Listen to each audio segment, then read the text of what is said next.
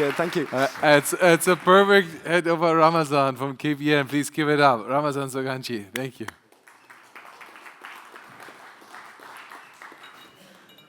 Good. We take a seat. Oh, great. We beautifully heard before. It's your fault, guys. It's the operators too slow. The supply side is not going as fast. I guess you have heard it a few times before that the operators are too slow. That's unfortunately yes. Okay. Now, so tell us maybe very briefly. We have 20 minutes for a chat on that one, and let's see if we incorporate some of the audience questions in between, so that we not talk as a dialogue here the entire time. Briefly, what do you do at KPN? Yes, Ramazan Soganci. I am responsible for CPaaS business within KPN, which is the incumbent telco in the Netherlands.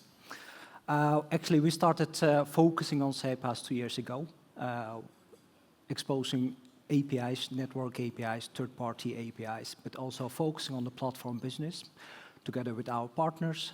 So we are entering the market, finding the customers, and focusing more on the large enterprises. And today I would like to tell more about the deals we have scored last time, and also on the network APIs, what we are doing. And what excited KPN to go into this market? You said 2 years ago, so what was the change there? What triggered that? Actually, what we see in the market is for demand for flexible communication services. Okay. Maybe driven by digital transformation, that enterprises are looking for more flexibility, and CPaaS is one of the enablers to enable them to become more flexible organizations, APIs business. So that was one of the drivers that we have entered. Okay, so let's talk about one of the clients, right? Riverty. Yeah. Buy now, pay later. Exactly. They come to you. How did that happen? Well, that's interesting, because we have a deal with Riverty on the age verification API that we have, and the main focus of Riverty, well, which we didn't know, was what is the biggest asset of our financial services? Anybody in the audience know what is the biggest asset for a financial organization? Trust, yes. That was the main driver that Riverty and KPN came together to talk about the trust and the reputation, because that is the biggest asset. So we didn't talk about any financial KPIs, we didn't talk about the value case, we didn't talk about any business case. Our account manager, the client itself, and we as a portfolio owner, we were talking about how can we enable Riverty to become competitive advantage on the part of the trust. And one of the things that we have is in the Netherlands and in Europe is that regulators are focusing on looking on this kind of companies, which is like buy now, pay later, like how can we trust on you, that you do enough checks so that you are not selling any product to somebody which is not able to pay it later on, will become in a financial difficulties, and it's not delivering that they can promise. So it's a kind of a fraud itself. So that was the use case that we talked with Riverty, is like how can we do the pre-check before a purchase is going on, and how we can enable that Riverty is still trusted party in Europe, so they do enough checks according to the customers, but also to the regulators to show them that is the action they are taking, the steps to involve them. So concretely, what's the solution? So what do you offer them for Riverty? Exactly. Well, we offer them an age verification API, where we checking before the purchase is going on. Is like the person that's doing the purchase, if is he or she 18 years or older. Yeah. So it's a simple API that, based on the data that we have as a telco, we can give, based on the API call, we can give them the information if the entered information is true or false. Yeah, but the interesting part, which I found is, and it's now you're head on, I guess, with the Vonage, is that you don't only do that for the KPN customers, but you provide it on a wider scale. Exactly. Exactly. So what we are doing is we are doing direct sales regarding enterprise business, but again, we are a Dutch incumbent company, so we only coverage in the Dutch market. So we are working together with aggregators in order to have a full coverage in the Netherlands, but also outside of the Netherlands, that we can enable international organizations. So the solution is not only for the Dutch market, but the solution is broader than only the Netherlands. And we all know, telecom historically have very small egos, right? So there's not a lot of ego in the room. So how did it happen if you go to the other players in the Netherlands and saying, I want to get your age verification API? How? Well, it's like, how am I in that room? Yeah, but I think this is the part of the business, is like you are only successful when you have a full coverage. Yeah. Because there is no, we didn't see any organization, we didn't talk any organization saying like, okay, I'm happy with that 30-40% coverage, and the rest of the business, I'm not using your API, and I will. No, it's everybody is on, everybody will be do business with you once you get this full coverage. And that's asking for collaboration, that's asking for industry approach, that's asking for standardization. And is that working? Because I think that's one of the tricky parts. Fully agree, right? Yeah. We need full coverage, and for me part, right, the network APIs, it's many parts a very different game for operators. Very different. Before, hey, I reduce my ARPU and I grab a little bit more gross ads and I work something on the churn, make sure, okay, this is my business, and I always, it's a very dire competition. I reduce by 10%, okay, gross ads go that much, but then destruct market value, very simple. Network API is very different. It's a scale game, and it's we all in this together. Do you see that shift in the mindset and hey, I have a very different competitive mindset here? Definitely. It's slowly. Okay. But the mindset is changing, and also the approach of the telcos are changing in this industry. Okay. How big is KPN's ambition in this field? Well, actually, for us, a CPaaS business was till 2-3 years ago, it was a side project. Okay. We were talking about RCS for almost 10 years, yeah, and there was no focus, and there was again, there was not enough investment to make this business, CPaaS business, but RCS business, network APIs. But I think since we focus on CPaaS, so we are investing more on the businesses like RCS, but also exposure of new APIs, but also on the collaboration with aggregators, how to make CPaaS business for KPN big. Okay. So it's evolving business. Evolving, yes. Yeah. Super exciting. We didn't discuss it, so you need to push me back. No, it's fine. If I'm going in territory, I should. I like it. But it's fine. because that's one thing. For me, I still don't get RCS where it's really going, right? So there's like you see the numbers and it's increasing, and then of course Apple, and then you see the numbers, but then you talk to operators that what. Nobody's doing anything, like the operator says, there's nothing, but then the operator says yes, and then see the forecast, it's growing. So what's your take on RCS? So where are we in the Dutch market maybe? Well, actually, the telco business was heavily relying on the SMS business. Yes. It was money maker, so we have the network, so we can SMS, and we have the customers. And if it's a traditional media and it's still accepted kind of channel in the business, but still. But if you look on the figures and if you look on the feature, and we have seen a nice one of, I think I can't remember which was the percentage, but there is the fall down of SMS business and the RCS and the WhatsApp is taking over. And I think the telcos are now looking at and taking it easily. It's like, how can I keep that revenue that I'm getting from our SMS today? Keep it about 2 years, 3 years, once SMS is falling down.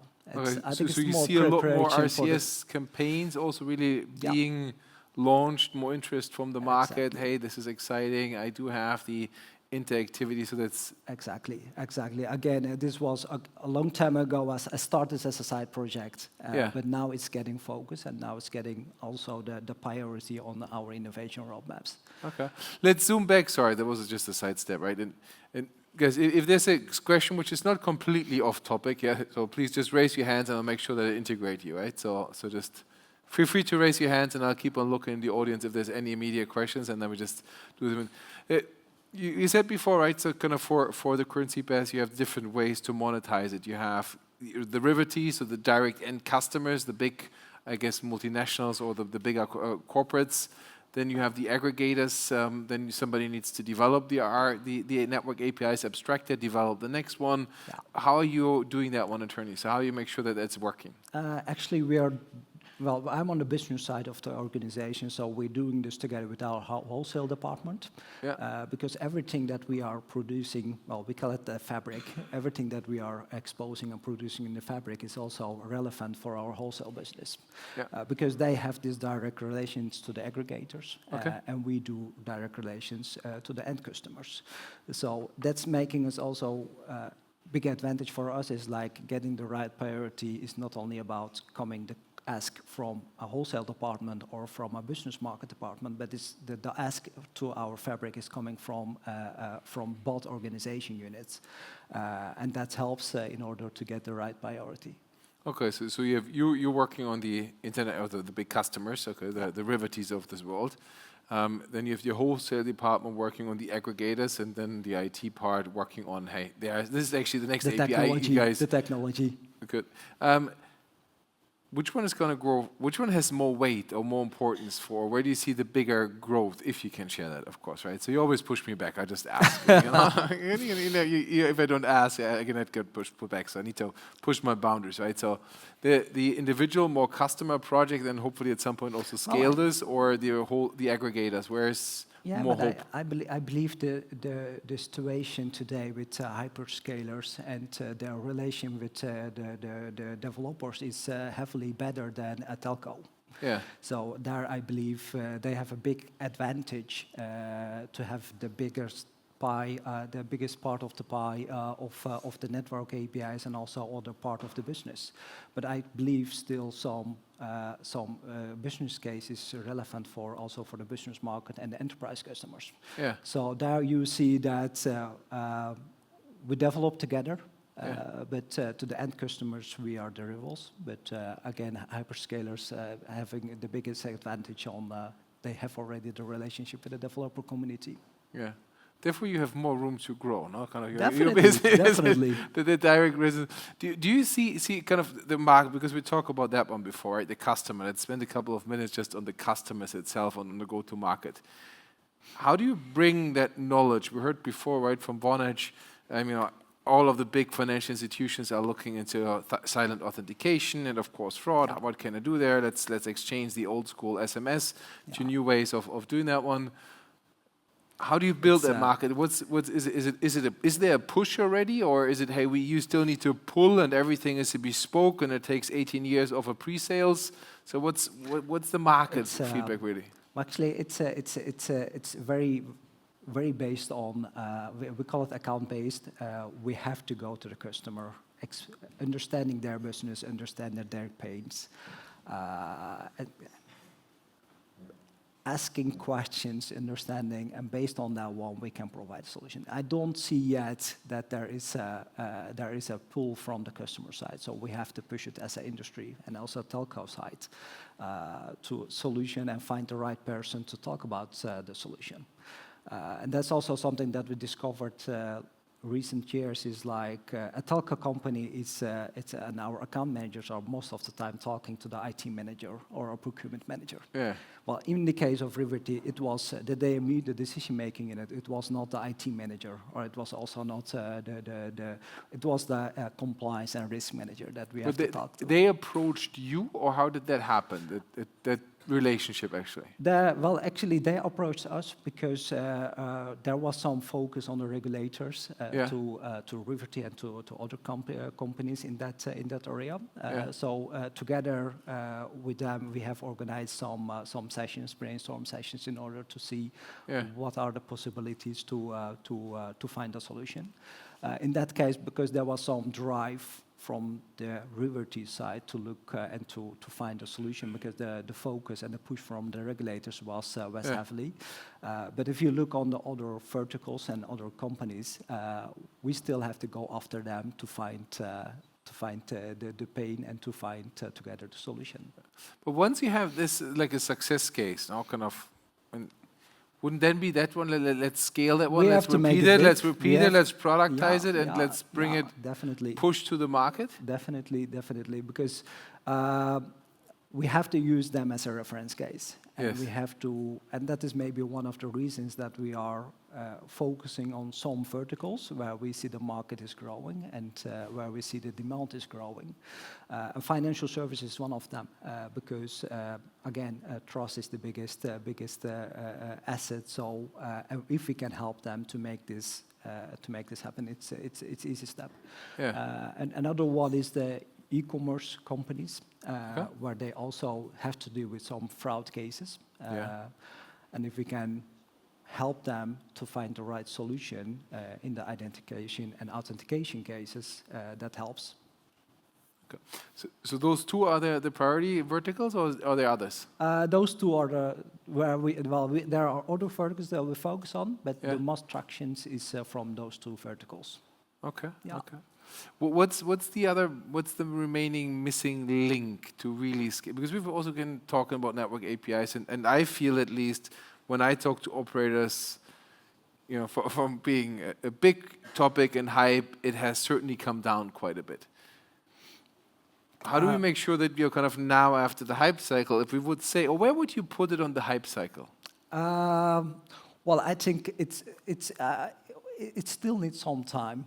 That organizations adopt network APIs. Okay. And I believe that if you put a bunch of APIs, it's not going to work. Yeah. Because nobody will understand it.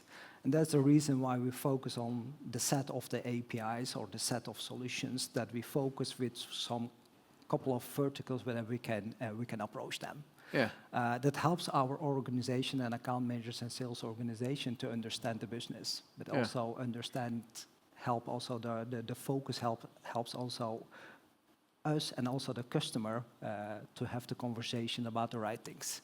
Yeah. I believe on step-by-step approach. I believe on phased approach. I don't believe that how many APIs we expose, more customers we will find and more revenues we will create. I believe that is big learnings for us, but also the demand side on the side is like finding the right API, finding the right pain by the customer, by a vertical, making it big, making it a reference, and then go to the next one instead of developing tens of APIs and trying to find the customer for it. Looking one last time in the audience. Yes, two. That's good. The lady is first. If you can just speak loud, I think then we manage. I have a loud voice. That's all good. If you're able to share, I'd be curious to know what is the target that your superiors are looking for that is going to like make or break your business? Like, I mean, I know it's not easy to share that, but in 2 years' time, what's going to be the thing that's going to be like, yes, we will continue to give you money, or no, this is an innovation, we've given it a go and we're scrapping it, as we've seen so often in telcos. I believe we have already passed that phase of verification. The validation is already there. We have enough customers that this business is going on. Great. And I think the right step is how to make and how to scale this up, and not only with a couple of APIs, but with more APIs, with more customers, with more verticals. And there's no any more discussion about are we going to invest or not. It's about how can we scale this up and how can we make this bigger and get more money about it. Thank you. Ramazan, are you positioning it as a replacement product for messaging with authentication there, or are you really trying to tap into a more new market where you're also combining it with other APIs to even make it more? Second, because our portfolio built up on communication APIs, and next to communication APIs, we have network APIs and identity APIs. So we are not cannibalization conversational APIs with identity APIs. Thank you. Very last for me, what do you need from this room? Well, actually, I got yesterday a bunch of information and was like very learnful sessions. But I believe that we have, as an industry, we have to get more collaborations. And I think that will make us, not only the telcos, but also the aggregators and different suppliers in this room, step ahead and step forward. Inshallah. Thank you very much. Thank you, Ramazan. Thank you. That was great. Fantastic. Thank you very much. Very insightful. Again, collaborate and